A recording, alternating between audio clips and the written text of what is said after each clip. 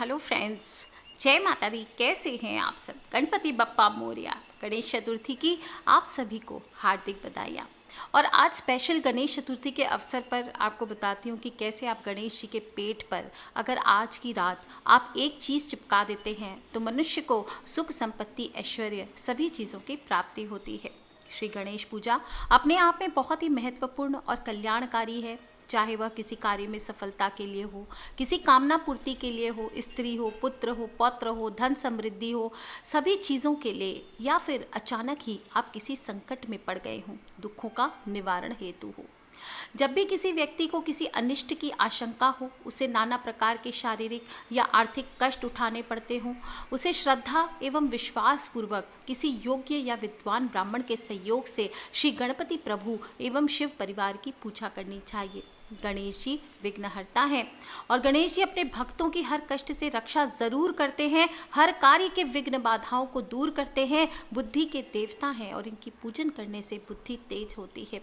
जिस पर कृपा हो जाए उसका मंगल ही मंगल होता है। और भादो माह के चतुर्थी तिथि को श्री गणेश उत्सव मनाया जाता है और ये दिन गणेश जी के जन्म दिवस के रूप में हम मनाते हैं। घर घर बप्पा, गणपति बप्पा मोरया, गणपति बप्पा मोरया ऐसा कहते हुए अपने घर बप्पा को लेकर आते हैं। उनका विधि विधान से हम पूजन करते हैं। बप्पा हमारी सभी मनोकामनाओं को पूर्ण करते हैं और इस बार भादो माह के शुक्ल पक्ष की चतुर्थी तिथि 22 अगस्त शनिवार के दिन ये मनाई जा रही है तिथि। और 10 दिन के बाद अनंत चतुर्दशी के दिन भगवान गणपति को विसर्जित किया जाएगा। वैसे तो 10 दिन रखने का विधान होता है। भजन कीर्तन के आयोजन, सांस्कृतिक आयोजन किए जाते हैं, लेकिन लॉकडाउन की स्थिति है, बाहर तो सजावट होगी नहीं। घर में आप चाहें तो 1 दिन, 2 दिन, 3 दिन, 5 दिन, 7 दिन, 10 दिन, आप इतने दिन तक जितनी इच्छा हो, आपकी श्रद्धा शक्ति हो, पूजन अर्चन करते हुए प्रतिमा का विसर्जन कर सकते हैं। ध्यान रखें कि पूजा अर्चना के बाद विसर्जन करना ज़रूरी होता है, लेकिन श्री लक्ष्मी जी और गणेश जी का विसर्जन नहीं किया जाता है। उनकी प्रतिमा का विसर्जन होता है, किंतु उन्हें अपने निवास स्थान में लक्ष्मी माँ सहित वापस रहने के लिए आमंत्रित ज़रूर करें। गणेश चतुर्थी की पूजा अक्सर सभी घरों में की जाती है और दोपहर के वक्त की जाती है, क्योंकि कहा जाता है उनका जन्म इसी समय हुआ था और चतुर्थी तिथि को श्री गणपति भगवान की उत्पत्ति हुई थी, इसलिए ये तिथि उनको विशेष प्रिय है। रिद्धि सिद्धि के दाता, विघ्नों के नाश करने वाले, और इस दिन को पत्थर चौथ या कलंक चौथ के नाम से भी जाना जाता है। मैंने दूसरे वीडियो में आपको कथा सुनाई है क्यों हम इसे कलंक चौथ कहते हैं। श्री कृष्ण भगवान को आज ही के दिन कलंक लगा था, इसीलिए ये कलंक चौथ के नाम से जानी जाती है।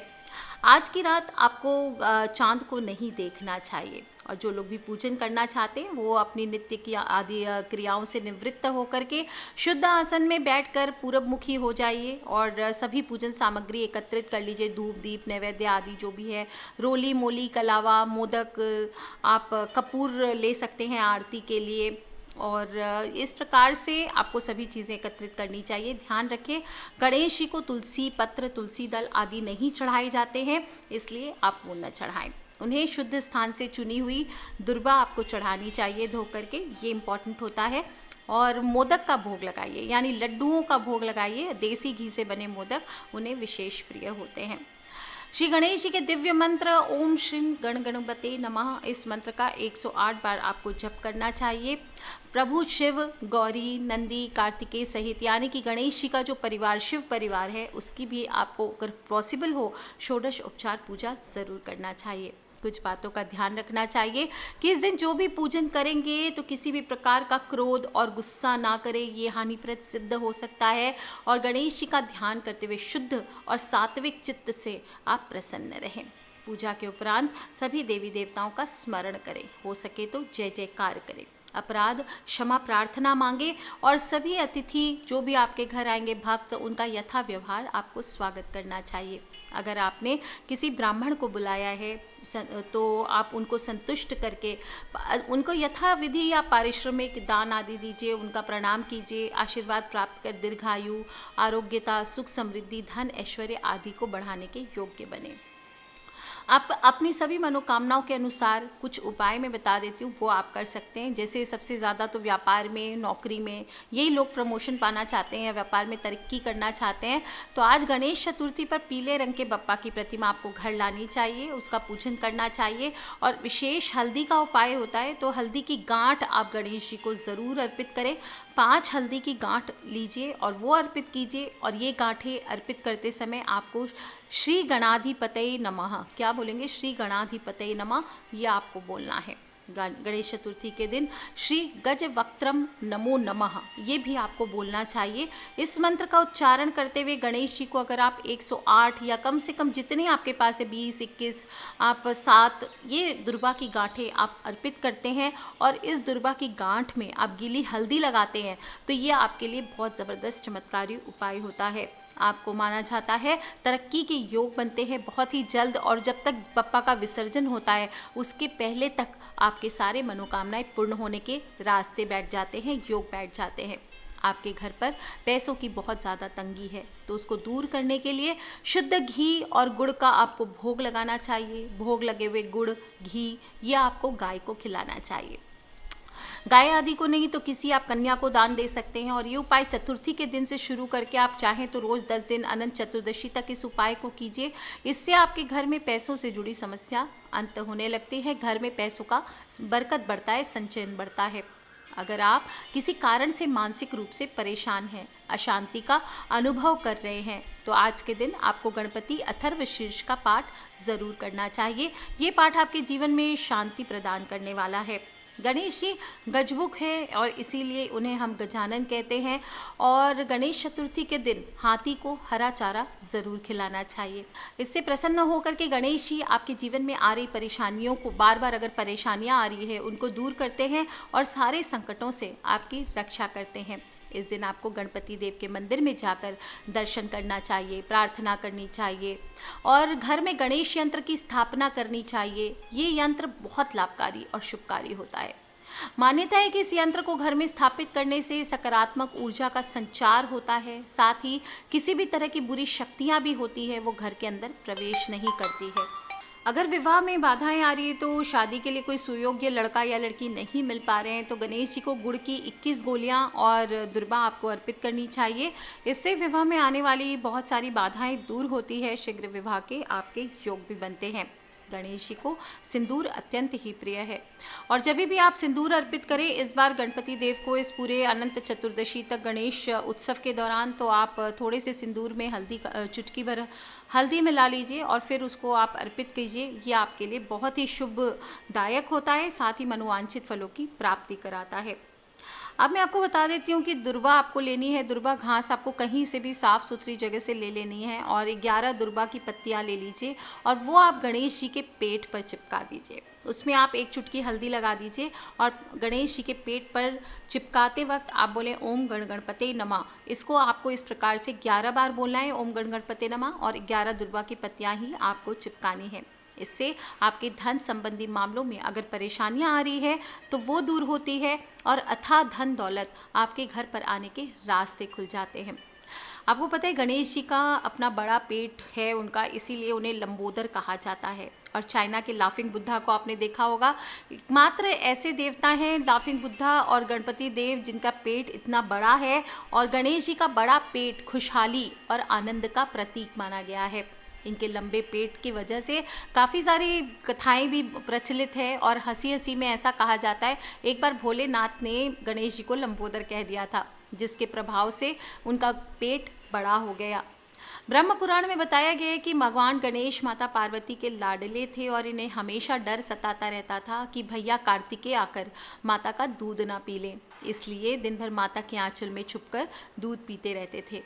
इनकी इस आदत के कारण ही एक दिन भगवान शिव ने मजाक में कह दिया कि जाओ लंबोदर हो जाओ, और उसी दिन से गजानन लंबोदर हो गए। और गणपति के लंबोदर होने के पीछे ये कारण भी है कि गणेश जी संसार को ये ज्ञान देना चाहते हैं कि अपने पेट को बड़ा रखो। पेट बड़ा होने से तात्पर्य यह है कि आप खूब सारा तेल घी खाकर अपना पेट बड़ा ना करो। बड़ा पेट का तात्पर्य है हर चीज़ अपने अंदर पचाना सीखो। जो भी बातें हैं, कुछ लोग गॉसिप करते हैं, इधर की उधर करते हैं, गलत काम करते हैं, ये सभी चीज़ों से खुद को बचा के रखो। किसी को भी दुख ना पहुंचाओ, किसी की बातें इधर उधर ना करो। ऐसा करना सीखेंगे तो आप सदा खुशहाल रहेंगे। और गणपति उत्सव है, गणेश उत्सव है, मोदक का भोग तो बनता ही है, लड्डुओं का भोग लगाइए। चार मोदक ले लीजिए या 4 लड्डू ले लीजिए। अब इस 4 लड्डू का आपको क्या करना है, एक मोदक आप गणेश जी के पास ही रहने दीजिए, पहले उनको भोग लगा करके। दूसरा आप किसी गरीब को दान कर दीजिए या किसी मंदिर में भी ब्राह्मण को भी दे सकते हैं। तीसरा आप किसी 4 साल के बच्चे को दीजिए, लड़के को दीजिए। और चौथा आपको स्वयं को प्रसाद के तौर पर खाना है। इससे भी कहा जाता है धन प्राप्ति के योग बनते हैं। गणेश जी को अगर अपनी ताकत बनाना है तो लाल गुड़हल का फूल इनको ज़रूर चढ़ाना चाहिए, इनके ऊपर चढ़ा रहने दें। और जब आप गणपति विसर्जन कर देंगे तो फिर इस फूल को उठा करके आपको अपने पर्स में रख लेना चाहिए। यह आपकी हर विपत्ति में ताकत बनता है। इन 10 दिनों में किन्नरों को कुछ पैसे दान दें। अगर कोई भी किन्नर मिल जाता है तो उसको आपको कुछ पैसे देने चाहिए। कुछ पैसे उनके पास से आशीर्वाद के रूप में मांग के लेने चाहिए और फिर उन पैसों को आप अपने धन के स्थान पे या पूजा के स्थान पर रख दीजिए। और अक्सर उसको समय समय पर आप धूप बत्ती आदि दिखाते रहें, और या फिर आप हरे रंग के कपड़े में लपेट कर उसे अपने धन के स्थान पर या अपने पर्स में रख सकते हैं। कहते हैं अगर धन में बरकत नहीं आ रही है तो ये एक बहुत ही अच्छा उपाय है। आपको बता दूं, इन 10 दिनों के दौरान आप एक छोटा सा तांत्रिक उपाय कर सकते हैं, और वो ये है कि आप 7 साबुत कौड़ियाँ ले सकते हैं। पीली लक्ष्मी कौड़ियाँ आपको लेनी है। ध्यान रखें 1.25 लाख मंत्रों से सिद्ध होनी चाहिए ये पीली लक्ष्मी कौड़ियाँ। और कौड़ियाँ आपको कोई भी सिद्ध ज्योतिष के पास आपको मिल जाएगी। और ये कौड़ियाँ जब आपको प्राप्त हो जाए किसी भी दिन, तो अगर आपको गणेश उत्सव के दौरान प्राप्त हो जाए तो अच्छी बात, नहीं तो बुधवार के दिन आपको एक मुट्ठी खड़े हरे मूंग के साथ इसे एक हरे रंग के कपड़े में आपको बांध कर अपनी तिजोरी पे रख देना है।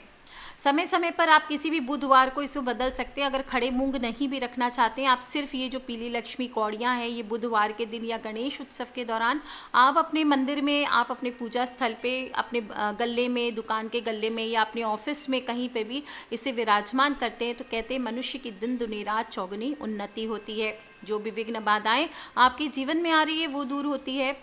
और आज के दिन आपको गाय को भी हरी घास खिलानी चाहिए। ये पूरे 10 दिन के दौरान, गणेश उत्सव के दौरान आप गाय को हरी घास खिलाइए। आप चाहें तो मूंग जो होता है उसे रात में भिगो दीजिए, सुबह उबाल कर उसमें थोड़ी सी घी और शक्कर मिला करके आप गौ माता को खिलाएं।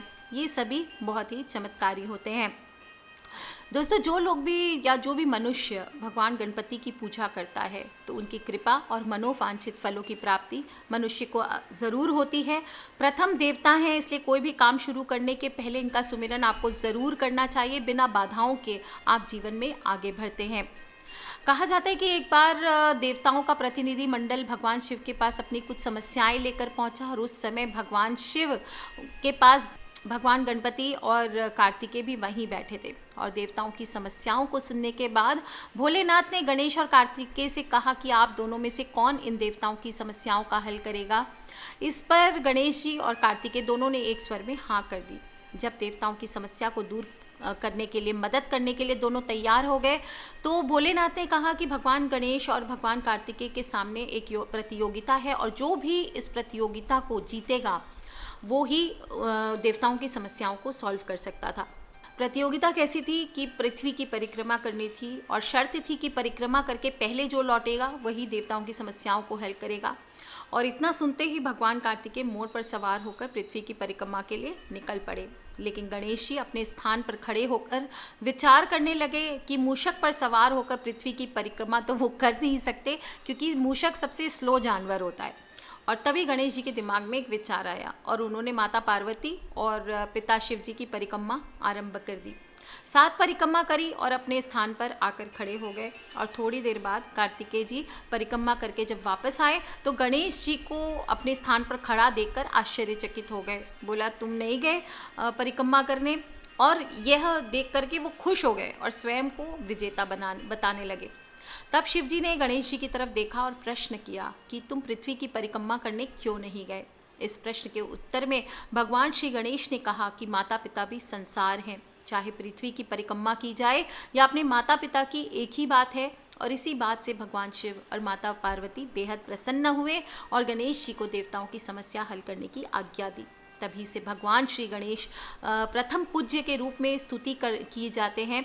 और भगवान शिव ने गणेश जी को आशीर्वाद दिया कि जो भी शुभ कार्य से पूर्व तुम्हारा नाम लेगा, जो भी तुम्हारा पूजन करेगा, उसकी सभी मनोकामनाएं ज़रूर पूर्ण होगी।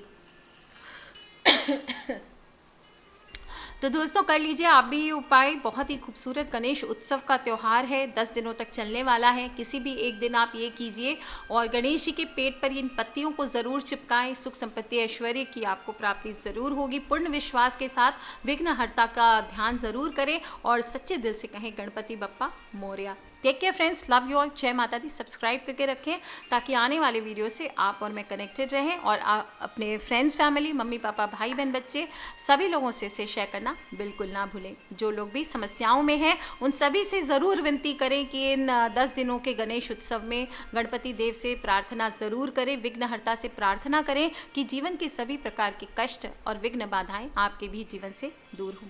यही मेरी कामना भी है। आज के लिए इतना ही। Take care friends, love you all, जय माता दी, बम बम भोलेनाथ की, जय गणपति देव की।